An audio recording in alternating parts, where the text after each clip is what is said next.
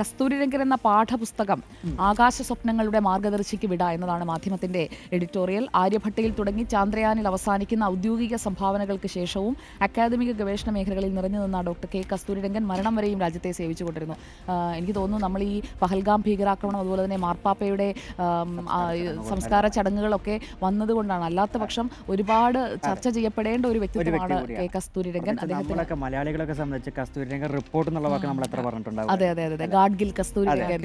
നമ്മളൊക്കെ ഞാനൊക്കെ പണ്ട് കാലത്തേ കളിക്കുന്ന രണ്ട് പരിസ്ഥിതി എന്ന് പറയുമ്പോൾ ഞാനൊക്കെ രണ്ടുപേരെ മാധവ് ഗാഡ്ഗിൽ, കസ്തൂരിരംഗൻ.